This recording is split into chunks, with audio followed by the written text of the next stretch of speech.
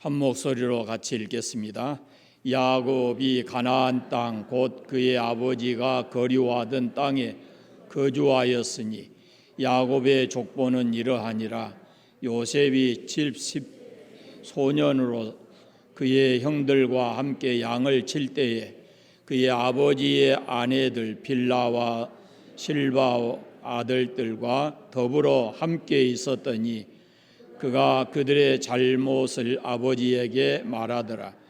요셉은 노년에 얻은 아들이므로 이스라엘이 여러 아들들보다 그를 더 사랑하므로 그를 위하여 채색 옷을 지었더니 그의 형들이 아버지의 형들보다 더 사랑함을 보고 그를 미워하여 그에게 편안할 말할 수 없었더라. 요셉이 꿈을 꾸고 자기 형들에게 말하며 그들이 그를 더욱 미워하였더라. 요셉이 그들에게 이르되 청하건대 내가 꾼 꿈을 들으시오. 우리가 밭에서 곡식단을 묶더니 내 단은 일어서고 당신들의 단은 내 단을 둘러서서 절하더이다. 그의 형들이 그에게 이르되 네가 참으로 우리의 왕이 되겠느냐, 참으로 우리를 다스리게 되겠느냐 하고 그의 꿈과 그의 말로 말미암아 그를 더욱 미워하더니 요셉이 다시 꿈을 꾸고 그의 형들에게 말하여 이르되 내가 또 꿈을 꾼즉 해와 달과 11별이 내게 절하더이다 하더라. 그가 그의 꿈을 아버지와 형들에게 말하며 아버지가 그를 꾸짖고 그에게 이르되 네가 꾼 꿈이 무엇이냐? 너 나와 내 어머니와 내 형들이 참으로 가서 땅에 엎드려 내게 절하겠느냐? 그의 형들은 시기하되 그의 아버지는 그의 말을 간직에 두었더라. 아멘.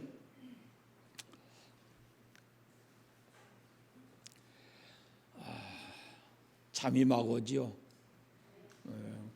눈을 크게 뜨고 지난번에 지리산 쪽에 가서 이렇게 그 손녀 딸들하고 이렇게 길을 걸어가다가 그 길가 옆에 풀밭에서 집사람이 이숙기 씨가 그 옛날에 이 눈 이렇게 한 거 있죠. 이렇게 한 거, 그것을 손녀 딸들한테 설명을 하니 그것들이 알아듣겠어요. 혼자 열심히 설명하고 있더라고. 나는 조금 앞서가고 있는데 뒤따라오면서 이것이 이런 거야 그러고 막 해서 애들한테 딱 지금 그거 해야 될 시기인 것 같아요. 눈에다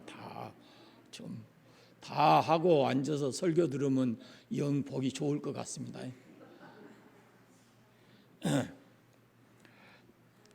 정신 차리고 잠깐 할 거니까요. 윌리엄 캐리라고 하는 사람은 현대 선교학의 선구자다, 개척자다 이런 말을 합니다. 원래 이 윌리엄 캐리는 가난한 구두 수성공이었어요. 그런데 이게 자기가 있는 그 처소에다가 자기가 만든 세계 지도를 벽에다 걸어놓고 늘 각 나라에 복음이 얼마나 들어가 있는가라는 것을 연구도 하고 그 선교에 대한 것을 늘 했습니다. 그리고는 교회에다가 당시의 교회를 향해서 하나님으로부터 큰 일을 기대하라, 하나님을 위해서 큰 일을 시도하라 그러면서 말을 했어요. 그러니까 교회가 자극을 받아가지고 도전을 받아서 캐리의 말대로 그의 11월 달에 어떻게 하면 우리가 이교도들에게 복음을 전할 수 있는가라면서 그가 속해 있는 교단 침례교 선교회를 처음에 조직을 하게 됐습니다. 그 후에 얼마 안 돼서 이 캐리가 태평양 가운데 있는 섬 타히티로 가기로 그렇게 마음을 먹었는데 기독교 의사인 존 토마스라고 하는 사람이 권유를 받아서 인도로 선교사로 갔어요. 그래서 인도에 맨 처음 들어간 선교사가 바로 윌리엄 캐리입니다.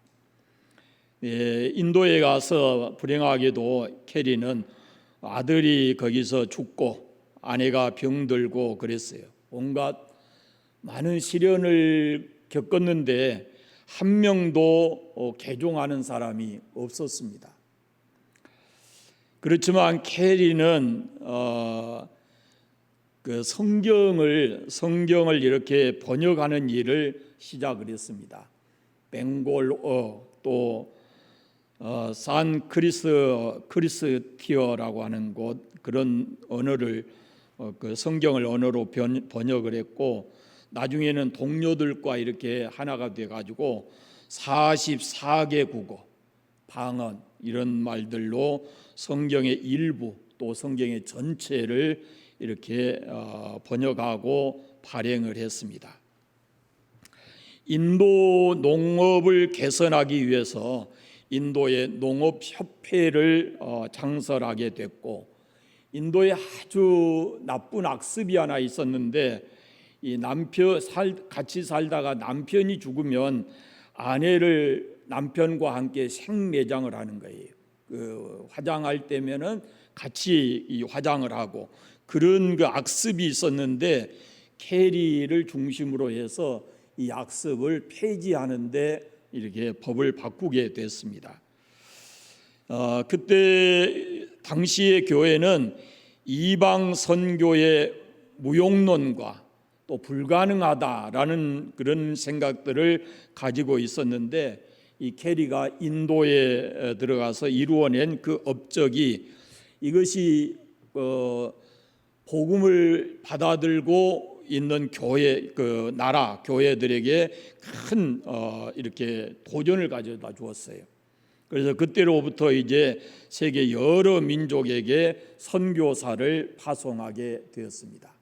1799년에 성공회, 1818년에 감리교회, 그다음에 스코틀랜드 교회 이런 교회들이 이 선교회를 조직하고 다른 나라에 선교사를 파송해서 이렇게 복음을 전하는데 힘을 쓰게 됐습니다.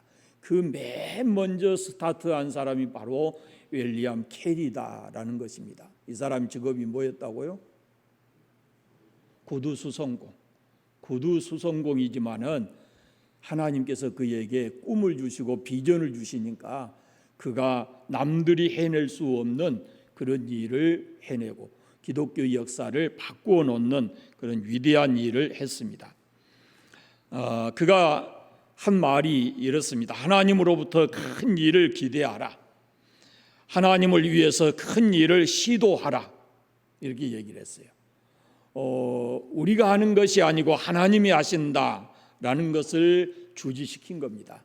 우리가 하려고만 하면 하나님께서는 얼마든지 우리를 통해서 하나님의 큰 일을 이루어내시는 분이다. 우리는 하나님이 큰 일 할 것을 기대해야 된다라고 말하는 것입니다. 지금도 하나님께서는 온 우주 안에 이 윌리엄 캐리와 같은 그런 사람을 아마 찾고 계시지 않을까라는 생각을 합니다.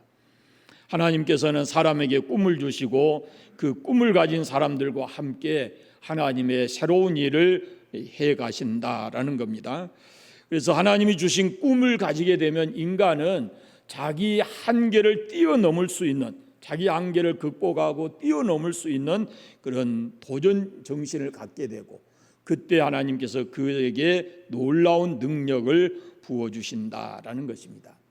생각해 보시면 구두수성공이 이 사람이 인도에 가서 거기서 선교할 때 선교는 되지 않고 성경을 번역하는데 그분이 무슨 언어에 무슨 큰 능력이 있었겠습니까? 그러나 그가 그런 큰 꿈을 가지고 도전할 때 하나님께서 그에게 놀라운 능력을 주셔서 성경을 번역하는데 또 선교하는데 가장 앞선 사람이 되었다라는 겁니다. 자, 오늘 우리 읽은 말씀은 우리가 익히 잘 아는 말씀이지요. 요셉이 꿈을 꾸고 그 꿈을 아버지와 형들과 아버지에게 얘기하는 그 내용을 우리가 읽었습니다.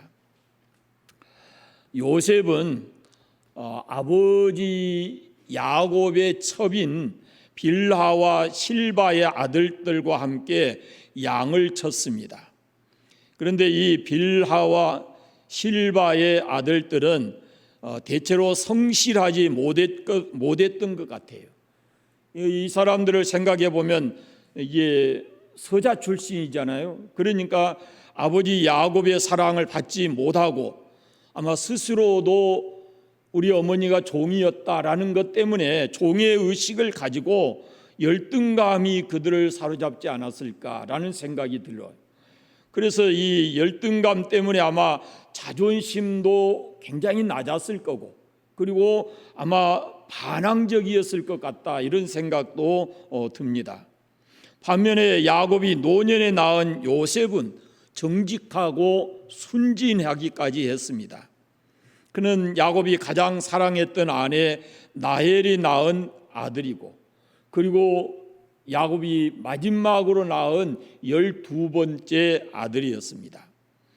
다른 형제들보다 더 큰 사랑을 아버지로부터 받았지요. 요셉이 그 표시가 이렇게 눈에 보이게 드러나는데 요셉에게 채색 옷을 입혀주기까지 했다라는 겁니다. 그런데 요셉이 너무 순진한 것 같아요.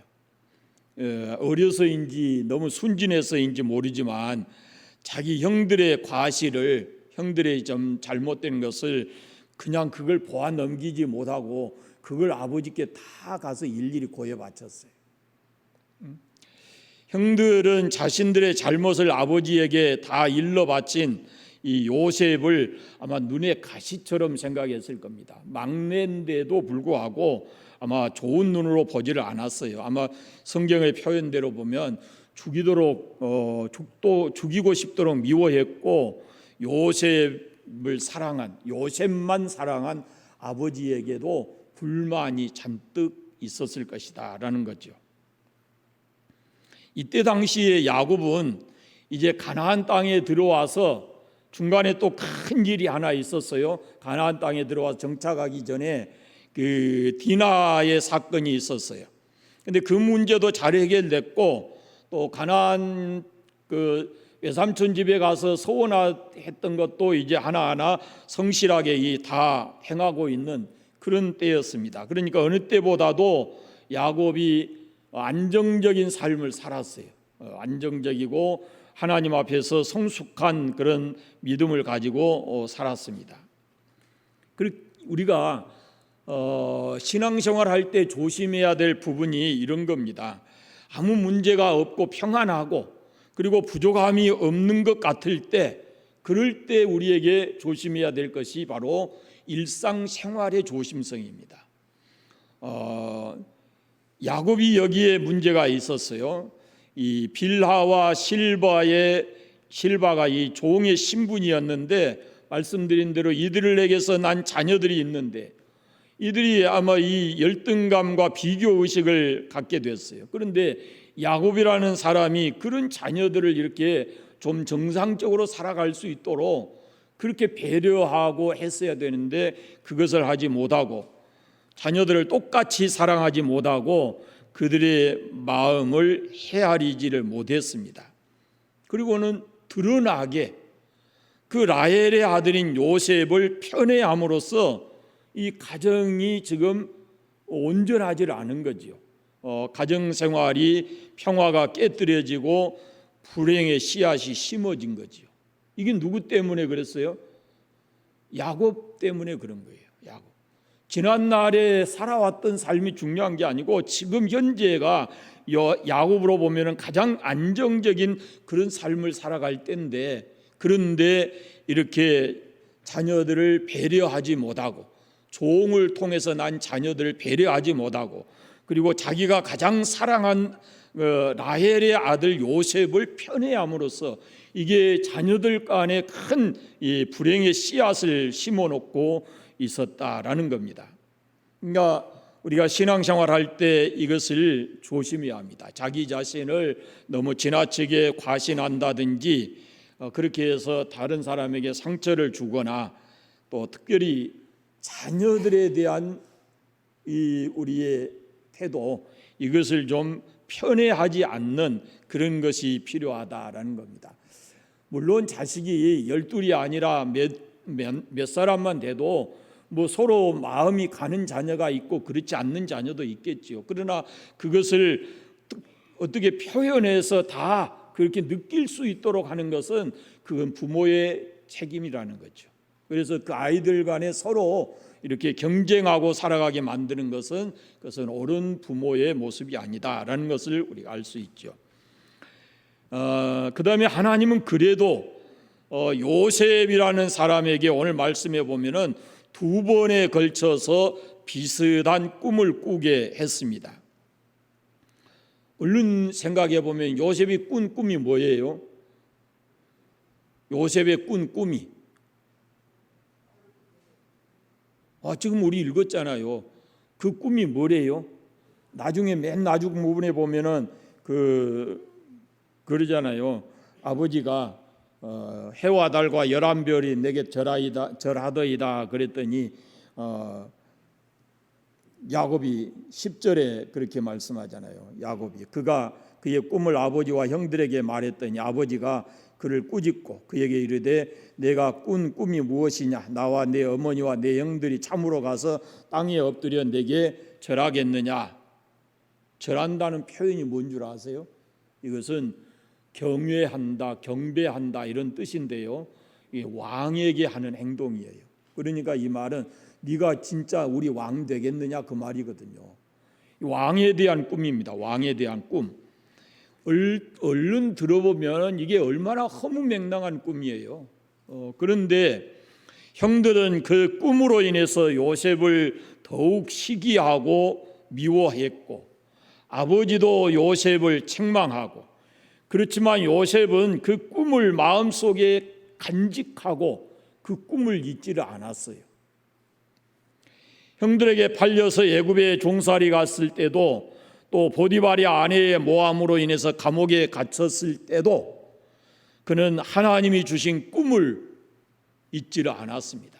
그걸 마음에 품고 있었어요. 그는 하나님의 신에 감동이 되었고 꿈을 정확하게 해석을 하고 미래를 내다보면서 그 꿈을 붙든 거예요. 마침내 세월이 지나서 이 요셉이 애굽의 총리가 되고 이스라엘 땅에 기근이 왔을 때 그 이스라엘 사람들이 애굽에 식량을 구하러 내려왔습니다. 훗날 요셉은 식량 구하러 와서 자기에게 엎드려 절하는 형들을 보면서 17살 때 하나님께서 자기에게 주신 그 꿈을 떠올렸을 겁니다. 하나님께서는 우리에게 이렇게 꿈과 비전을 주시고 그것을 통해서 우리에게 어떤 삶의 힘들고 어려움을 통해서 어려운 가운데서도 삶의 희망과 용기를 잃어버리지 않도록 우리에게 하나님의 뜻을 알려주시는 거죠. 현재의 삶이 어둡다든지 또 고난이 연속이 된다든지 그럴 때 우리가 꼭 해야 되는 것이 있습니다. 하나님께서 이렇게 꿈과 비전을 주신다든지 아니면 우리가 평상시에 하나님의 말씀을 통해서 우리에게 은혜가 되었던 어떤 한 말씀이 그 환난과 고난 속에서 우리를 그런 삶에서 이길 수 있게 하는 힘의 원동력이 바로 거기 있다, 그런 말입니다. 한 곡의 찬송, 한 절의 성경 구절, 또 우리가 평상시에 하나님이 주신 어떤 꿈과 비전, 이런 것들이 우리가 세상을 살아가면서 삶이 어둡고 힘들 때 바로 그런 것들이 우리를 다시 이렇게 세우고 또 넉넉하게 그 고난을 이겨낼 수 있는 힘이 된다 하는 말씀입니다. 그래서 꼭 기억해야 될 것이 우리가 좋아하는 찬송, 좋아하는 성경 구절, 또 우리가 평상시에 가지고 있던 꿈의 어떤 비전들, 이런 것들을 항상 마음속에 담아 두어야 되는 것이죠.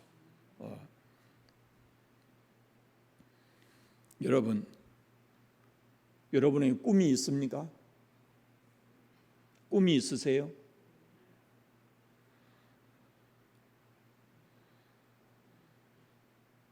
꿈 있는 사람은 망하지 않는다 그러는데 꿈이 있어요? 좀 궁금한데, 그러면 하나님께도 꿈이 있을까요? 하나님께도. 예, 하나님께도 꿈이 있습니다. 하나님께도. 그럼 하나님의 꿈이 뭔가 한번 생각해 보세요. 요셉에게 꿈을 주신 하나님, 그 하나님도 꿈을 가지고 계십니다. 우리에게 말씀을 주신 하나님, 그분을 통해서 나오신 말씀이거든요.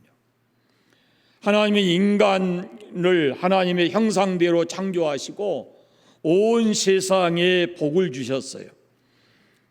하나님은 인간이 타락했을 때도 여전히 그 인간에 대해서 포기하지 않으시고 그 인간을 다시 본래의 상태대로 회복하게 하는 꿈을 가지셨어요.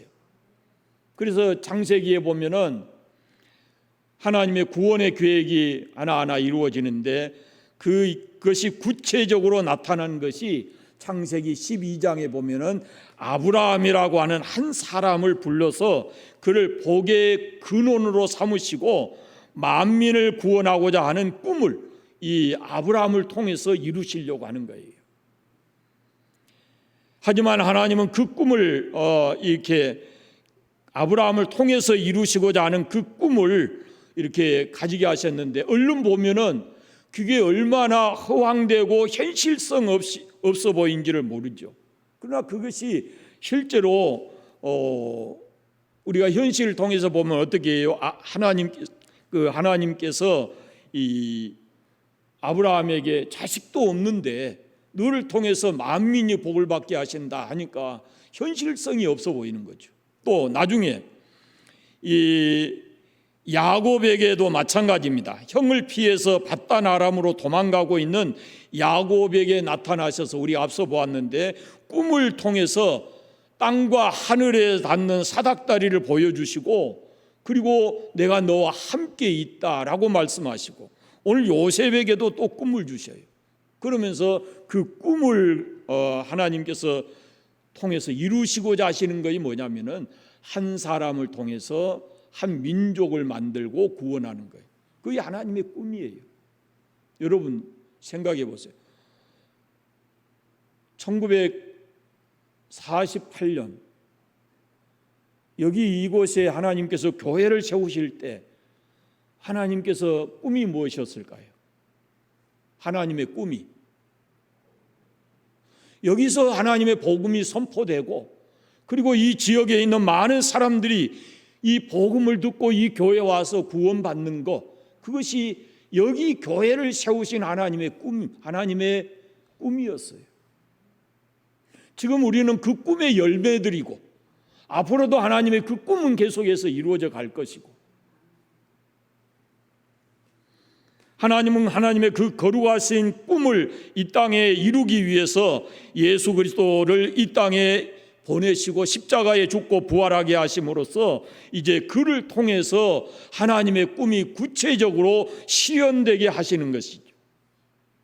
유대인이 볼 때 예수님이 지신 십자가는 거리끼는 것이고 헬라인이 볼 때는 어리석은 것이었지만은 십자가의 그 처참한 죽음을 통해서 하나님이 이 땅에 구원의 길을 여시고 한 사람 한 사람 구원해 가시는 그 놀라운 꿈을 하나님께서 실현시켜 나가시는 겁니다. 오늘날 세상의 모습을 바라보면 하나님의 꿈은 현실적으로 가망이 없어 보이고 그렇게 생각이 될지 모르지만 과학의 힘이라든지 다른 것이 너무도 사람을 강하게 붙들고 있기 때문에 하나님의 꿈이 현실성 없어 보일지 모르지만 하나님은 여전히 그 꿈을 가지고 계십니다. 교회를 통해서 복음이 선포되고 그리고 한 사람 한 사람이 천하보다 귀한 한 사람이 주님의 교회를 통해서 구원받는 것, 그것이 하나님이 이 땅에 기대하시는 꿈입니다. 동시에 우리도 하나님의 그 은혜로 구원받은 우리도 동시에 똑같은 하나님과 같은 꿈을 가지고 있어야 합니다. 그래서 우리가 복음을 확실하게 믿고 복음에 합당한 삶을 살고 우리의 삶을 통해서 이 복음이 세상 사람들에게 전해지게 해야 하는 것이 우리의 삶의 목표인 것입니다. 꿈은, 여러분 꿈 잘 꾸시나요? 잠잘 때 꿈 잘 꾸세요? 안 꿔요, 꿔요.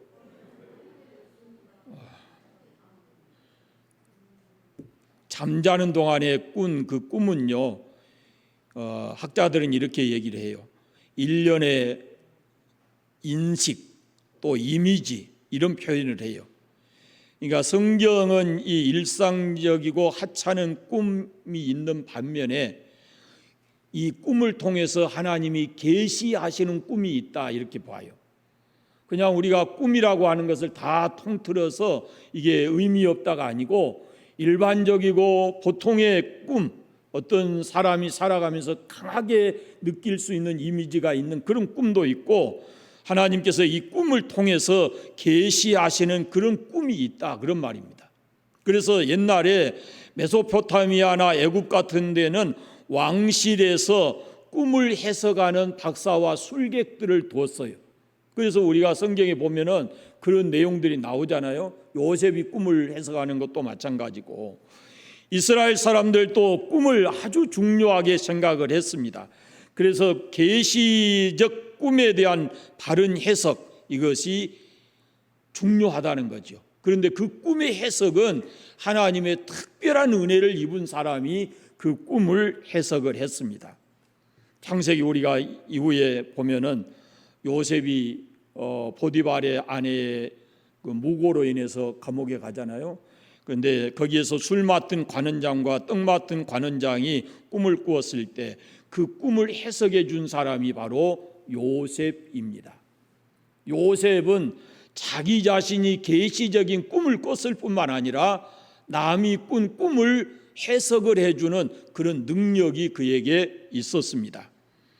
또 다니엘서에 보면은 느부갓네살 왕이 꿈을 꿨는데 그 꿈 속에 역사에 대한 이상이 담겨져 있었거든요.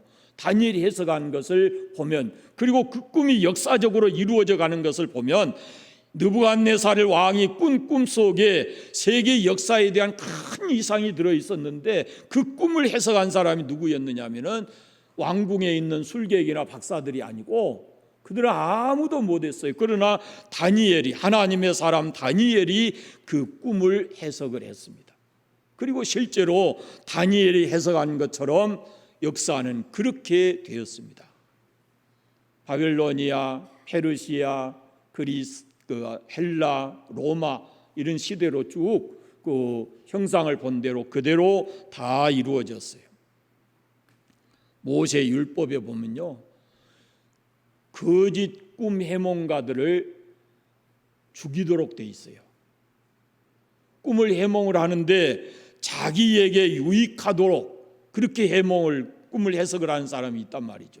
그런 사람을 죽이라, 처형하라 그렇게 경고하고 있고, 에레미야 선지자도 마찬가지였습니다. 거짓 해몽을 하는 사람들을 2번이나 경고하면서 이런 사람을 처형을 해야 된다 이렇게 얘기를 했습니다. 거짓 선지자도 마찬가지, 거짓 해몽자도 마찬가지 그런 대항을 하도록 했습니다. 그러니까 우리가 일상적으로 꿈을 꾸지만 그 꿈은 그냥 자연적으로 우리 생활 속에서 우리가 간절히 소원한다든지 어떤 것을 이미지적으로 나타나는 꿈도 있지만 그 속에는 계시를 담고 있는 꿈도 있다라는 것을 알 수 있어요. 그런 꿈을 꾸었을 때 그것은 해몽이 대단히 중요하다라는 것입니다. 저는 요셉도 아니고 다니엘도 아닙니다. 꿈을 꾸고 목사님이 이 꿈 좀 해석해 주시오 저한테 와봐야 저는 아무것도 몰라요. 기도하세요. 하나님 앞에. 만약에 그런 꿈이 궁금하거든 하나님 앞에 기도하셔야지. 자, 오늘 말씀에 하나님은 우리에게 꿈을 주시고 그 꿈을 통해서 하나님의 꿈을 이루어 가십니다.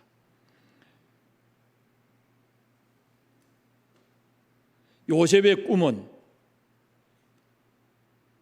그가 꾼 두 번의 꿈은 그냥 그가 일상적으로 꾼 꿈이 아니었어요. 그것은 이스라엘 민족을 구원하고자 하는 하나님의 놀라운 계획이 담겨 있는 그런 꿈이었습니다. 생각해 보십시오. 요셉이 그런 꿈을 꾸고 나서 애굽으로 팔려갈 때 그 꿈과 무슨 의미가 있겠는가라고 생각했습니다. 모든 사람이 다 그랬을 거예요.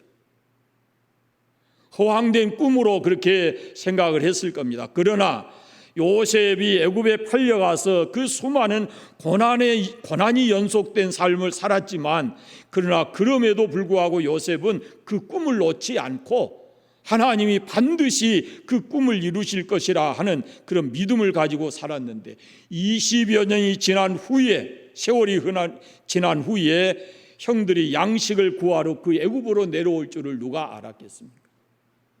하나님은 20년 후에 되어질 일을 이 요셉의 꿈을 통해서 계시해 주시고, 그것을 사람들이 이해할 수 없는 그 삶을 통해서 하나님은 하나하나 그것을 이루어 가시고, 그로 인해서 이스라엘 민족이 애굽에 내려가고, 거기에서 그 야곱과 이스라엘 민족이 거기 내려가고, 그리고는 거기서 아브라함에게 언약하신 대로 400여 년 동안 거기 있으면서 종살이 하면서 그 이스라엘이 한 민족이 되도록 거기에서 보호하시고, 그리고 다시 거기서 그들을 이끌어내서 약속의 땅으로 끌고 오십니다.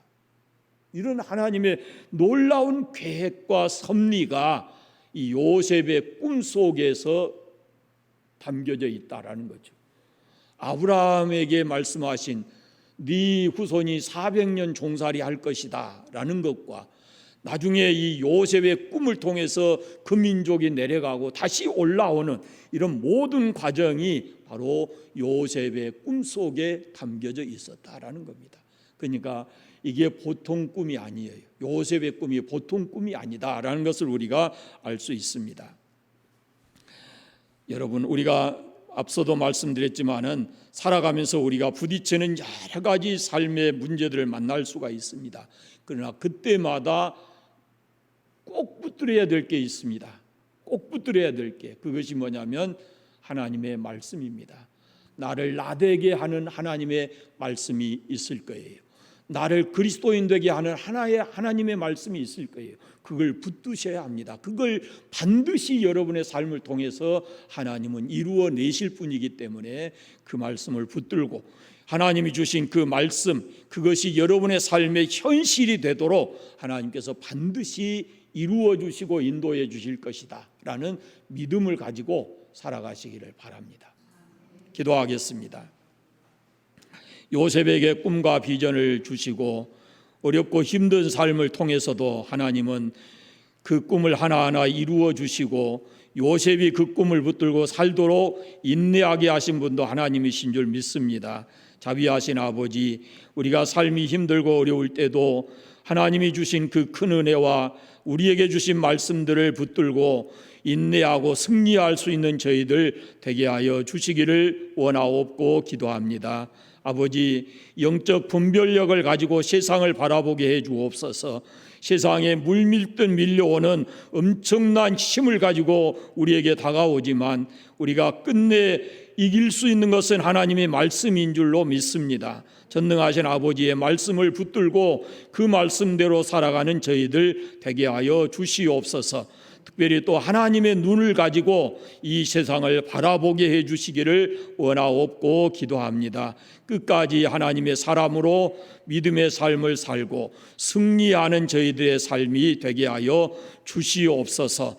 하나님께서 한 주간도 우리의 모든 삶을 지키고 함께 해 주시기를 간절히 원하옵고 예수 그리스도의 이름으로 기도드립니다. 아멘.